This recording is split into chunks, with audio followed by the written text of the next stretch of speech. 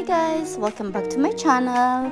On this episode of my baking vlog, I am going to show you how to make a classic vanilla cake. But my recipe has a twist. I am going to add my homemade vanilla custard on it.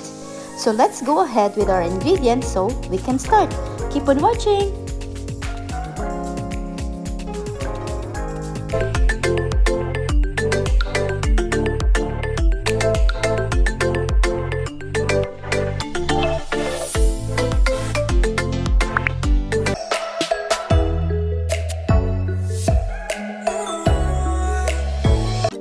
Guys, first thing to do is to preheat the oven to 180 degrees Celsius.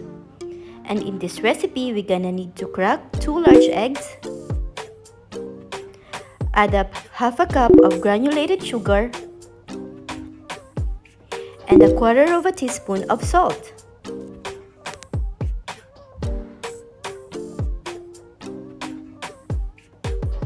We're gonna need to use an electric mixer in here. Mix the ingredients on high speed for 3 to 5 minutes or until foamy and fluffy.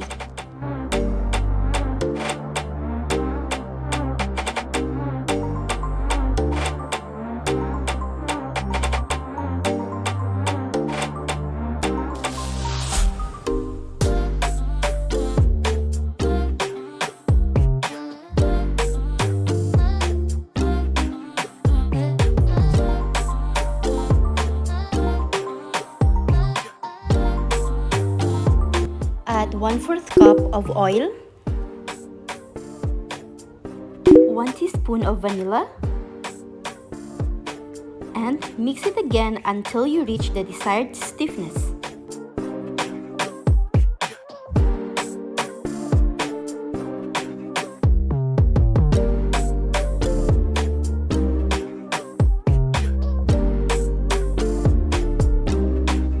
Now, on a strainer into our mixing bowl, sift 1 cup of flour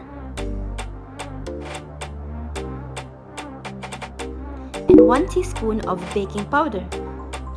Just sieve the dry ingredients just like this to remove any lumps.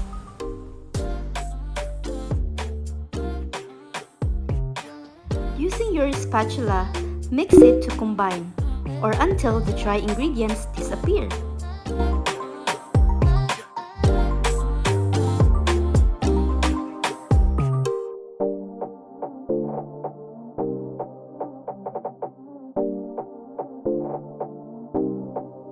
Then, add half a cup of milk into our cake batter and mix until well blended.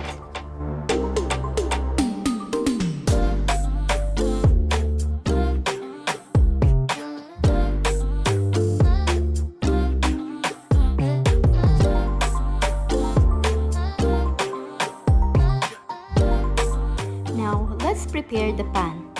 Brush the pan with oil so that nothing will stick into the bottom when we bake the cake. Transfer the cake batter into our prepared pan.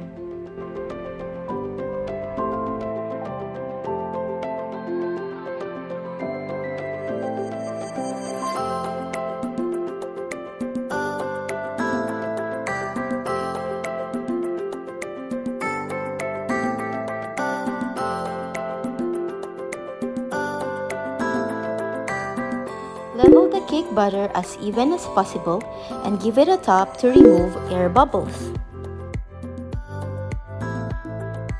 So, this will go to our preheated oven for 30 to 45 minutes or until a toothpick inserted into the center comes out clean.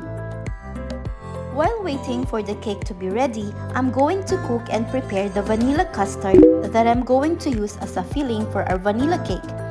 Guys, my creamy vanilla custard recipe is also up on my channel. I'm going to share the link in the description box below. Try it, guys! Our cake is ready, baked for 45 minutes.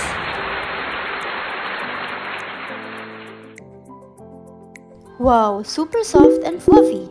Let it cool and keep it aside.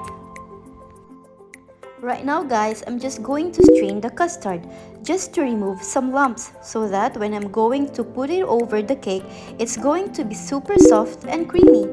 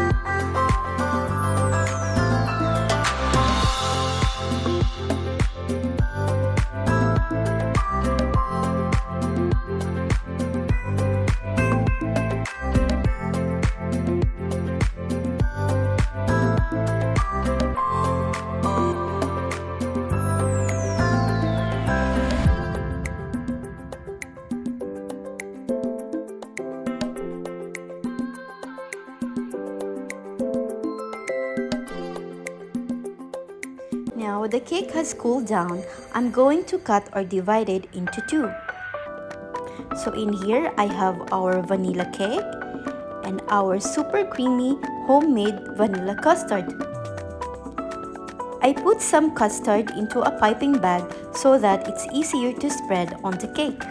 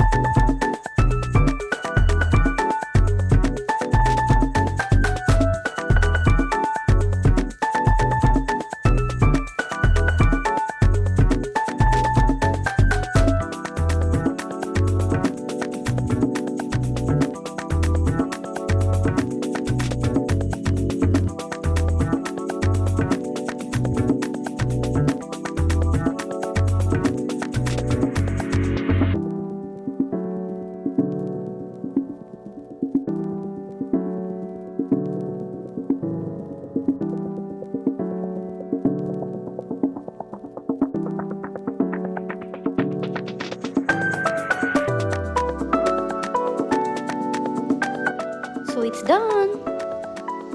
So guys, here's my super soft and fluffy vanilla cake with creamy custard filling. I hope you guys will give my recipe a try and share this video and leave me some comment down below. Don't forget to click the bell button so that you're always updated every time I upload. And don't forget to subscribe to my channel.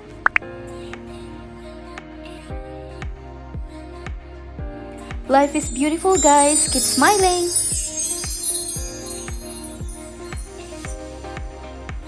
Thank you for watching and see you on my next video. Bye!